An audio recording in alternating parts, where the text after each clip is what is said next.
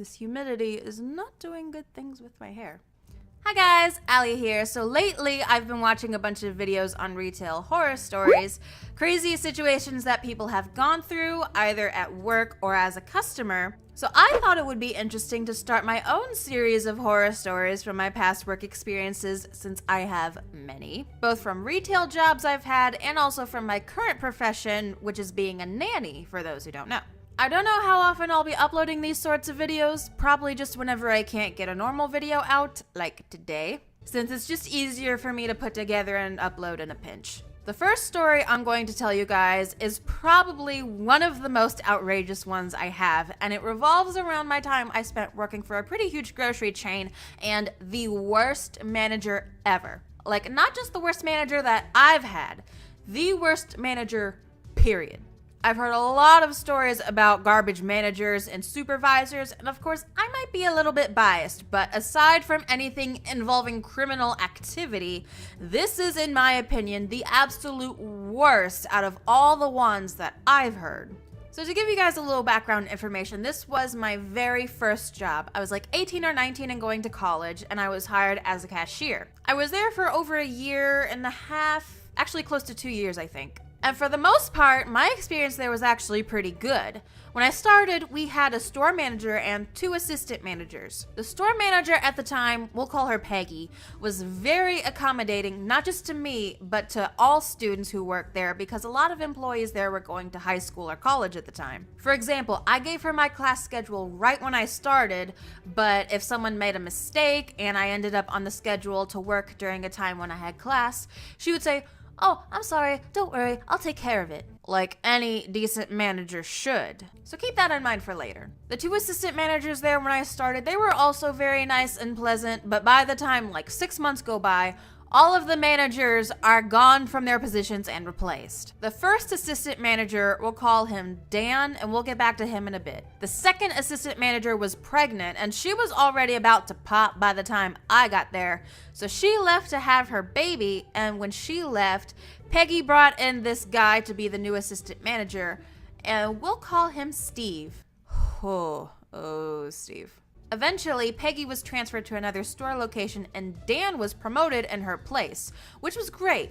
Dan was a really nice guy. I never had any issues with him, but the problem was he was also in the military. So Dan would be gone for long periods of time, which left Steve in charge. The second assistant manager, I don't even know what this store's problem was, but they could not keep another assistant manager.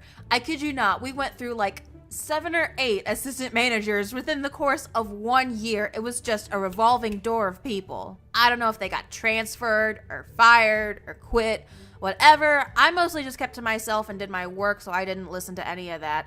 But the one assistant manager that never left was Steve. So like I said, the majority of the time I spent at this store was fairly good, no major incidents or anything, and it was pretty unproblematic until the last few months I was there. What started things going downhill was spring break. I had a day off and I went over to my friend's house because even though it was March at the time, spring break was usually when her parents opened the pool because they have a heater, and we were just having a day to christen the opening of the pool or whatever. And we were just having a blast. Her mom took pictures, we had dinner, but towards the end of the night, I wasn't really feeling well. I was already feeling a little during the day, but by the end of the night, I was feeling just horrible. By the next morning, it had gotten really bad, and I was having a lot of flu-like symptoms. I was getting dizzy just from standing up and feeling like I might be sick at some point, and I was scheduled to work that day, but it was just not going to happen. I hadn't called out very often in the past, maybe a small handful of times within close to 2 years, so it's not ideal, but it's not bad. I mean, shit happens and you just can't make it to work sometimes. So I call the store and talk to whoever was at the customer service desk where the phone was and tell them I'm sick and can't make it in. They say okay, and that was it. At some point during the day when I was sick, my friend texted me the pictures her mom had taken at the pool the day before. She just didn't get around to sending them to her until then.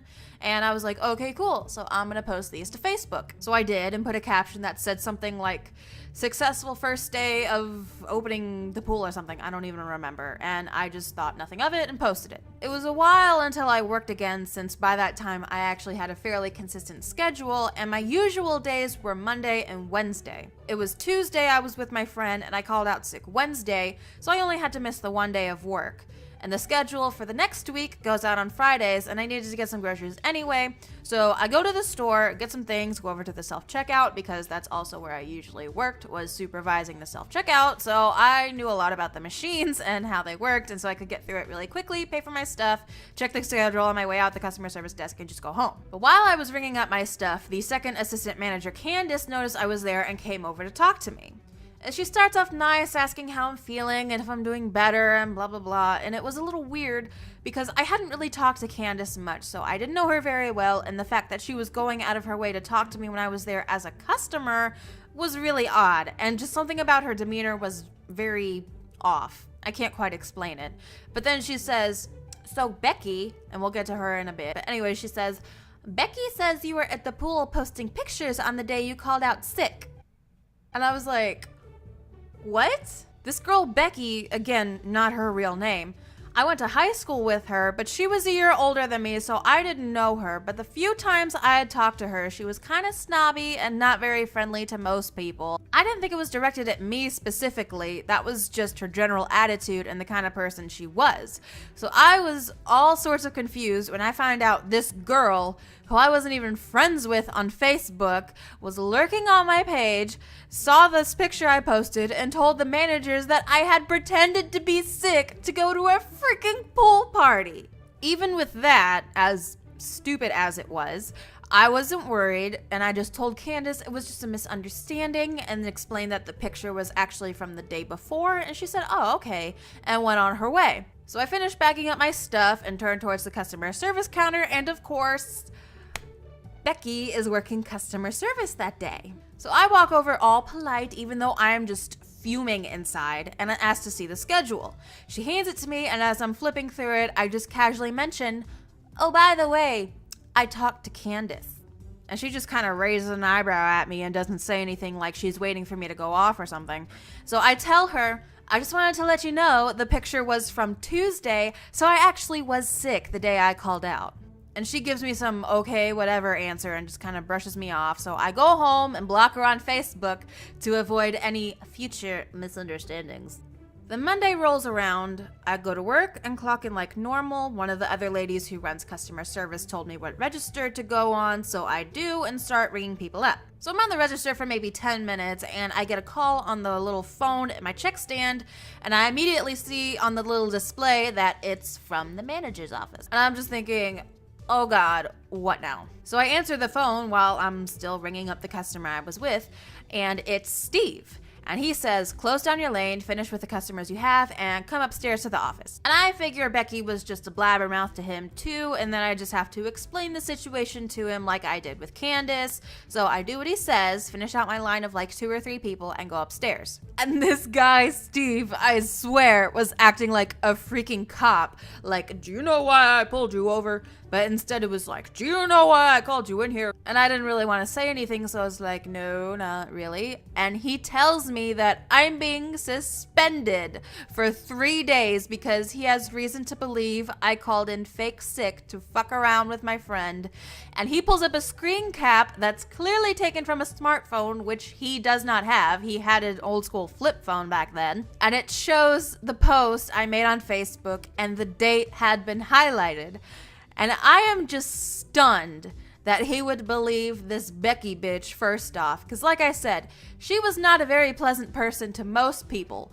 But of course, she was friendly to the managers' faces while being extremely disrespectful and rude behind their backs. So I just look at him like, excuse me? And I tried to explain what happened, and that no, I did not pretend to be sick, and that those pictures were from the day before, and I just didn't post them until later.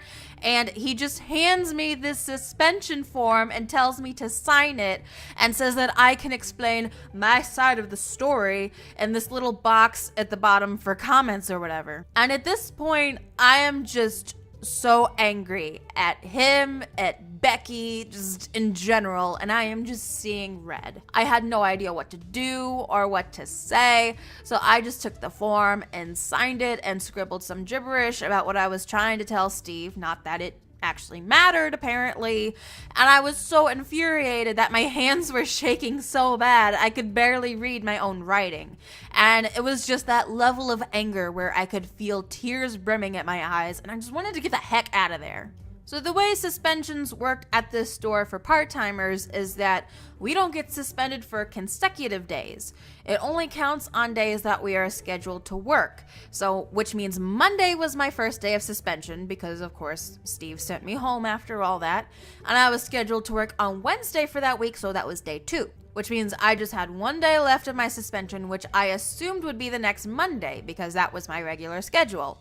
But that Friday, I go to check my schedule and there were no days listed under my name for the next week. And I'm just standing there in complete disbelief because you know who makes the schedule?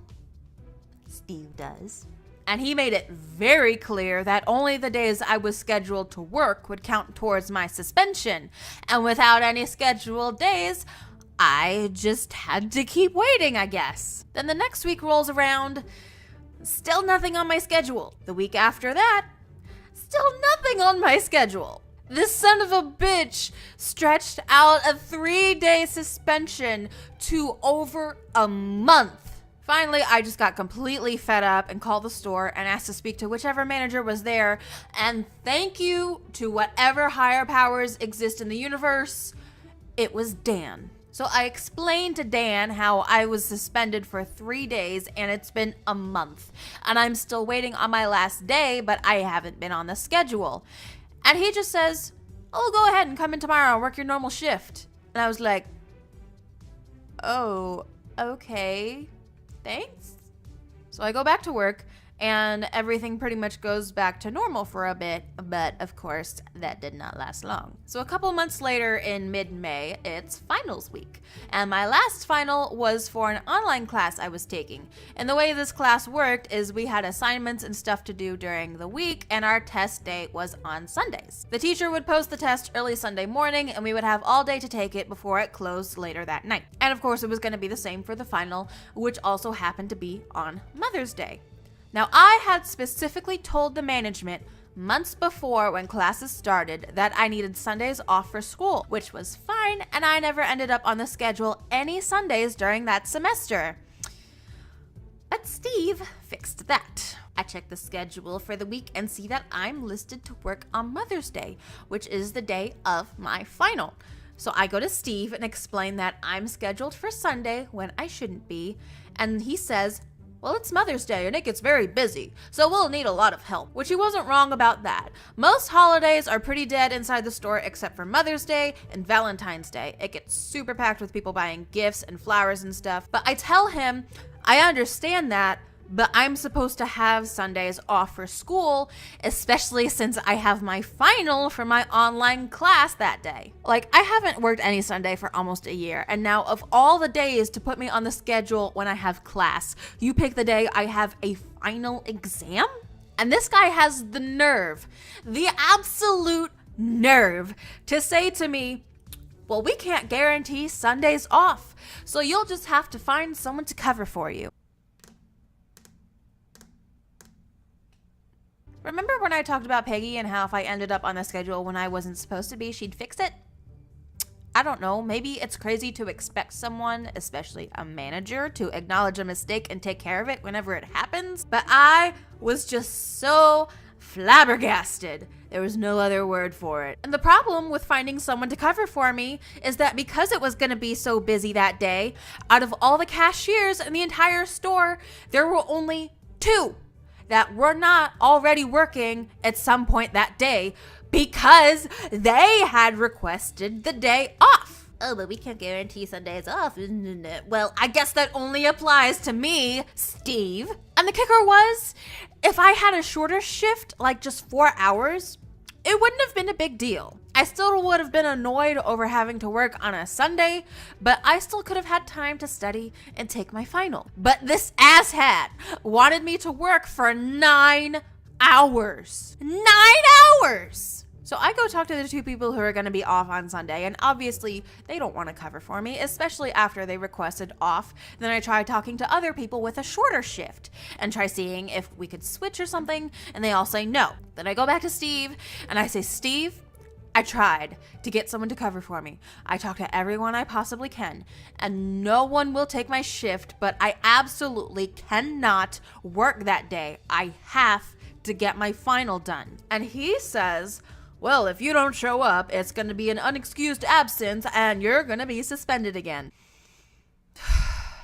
Sunday comes along. I give them a call because for some reason I still have to call out the day of, even though they know full well I'm not going to be there. I do my final, which I got an A on, by the way. Thank you very much. And the next day I go to work and don't even bother clocking in. I just go straight upstairs to the manager's office to talk to Steve. Same spiel and paperwork to sign as last time, except now instead of a 3-day suspension, it's a 5-day suspension. Fortunately, this time he didn't pull the same crap he did last time, keeping me off the schedule, and I was actually back to work in a couple weeks. I'm sure some people might be wondering, well, why didn't I report this guy? I didn't have any idea how to go about doing that, especially when Dan wasn't there. And for some reason at the time, I thought that would just make the situation worse and he'd figure out some other ways to mess with my job. So then some other people might ask, well, why not just quit and find another job? Well, as I mentioned, this was my first job and not many places want to hire someone without any experience. So it took me nearly a year just to get this one. And obviously with how this was going, I probably wasn't going to be able to add this to my references, so I would just end up going back to square one, and who knows how long it would have taken to get another job. So I finish my suspension, I go back to work. It's like the beginning of June by this time. And back then I was dating this guy, and every year I'd go on a vacation with him and his family to Ocean City towards the end of June. And we'd all contribute money to go towards the hotel room and stuff, so I put in a request for a few days off several weeks in advance, which did get approved. And you guys, I think I would have been more surprised if my name wasn't on the damn schedule, I swear. So I go talk to Steve, and I tell him that my name is on the schedule for days where I had approved time off. And again, he says I have to find someone to cover for me. Like, I seriously thought he might have been doing this on purpose just to mess with me for whatever reason. I have no idea. I didn't do anything to him, and up until he started with all these suspensions, I'd been doing a pretty good job, as I said before. Again, I ask around, see if anyone can cover for me, and I think someone agreed to cover one day, but I just couldn't get all the days taken care of. I go back to Steve, and I tell him once again, I tried. I asked everyone I possibly could and could not get all of my shifts covered. And I explained to him that I needed the time off for a vacation. And he's like, oh, just postpone your vacation. Are you freaking kidding me? I'm not the only person going on this vacation, first off. So I have no say in changing the days or anything. Second, I had already chipped in my portion for the hotel room, which was paid for by that point. So if I just didn't go, there was no way I was going to be getting my money back. And third, even if I did postpone it, I already know this fuckface probably would still put me on the schedule for the days that I'm supposed to be off. Can you tell I'm really, really angry about this? Just remembering it just brings back all the emotions of just rage and So I tell him I can't postpone it. Things have already been paid for and I can't get my money back. And he just looks at me and says, well, that's unfortunate, but if you're not here, it's another unexcused absence. Now at the store, they have the 3 strikes and you're out policy. So I wasn't gonna get another suspension this time. This douche face was going to fire me. And at this point, I was just so fed up, so tired of his bullshit. And I know there was no way I could ever put this job on my resume. So I just said to him, you know, Steve, I don't know if you have some weird obsession with screwing me over or if you're just a shitty manager. I honestly don't care either way. I quit. I tossed off my apron that they make us wear. I walked out, And on my way out, I give the finger to the window to the manager's office that looks out over the entire store. And that was it. Did I handle it in the most mature and professional way? No. But damn, it felt good. So that's my story. As I said, I have plenty more horror stories like that, so leave a like if you enjoyed this video so I know you guys want to see more. Subscribe if you have not already, and thank you guys so much for watching. And until next time, I'll see you guys later.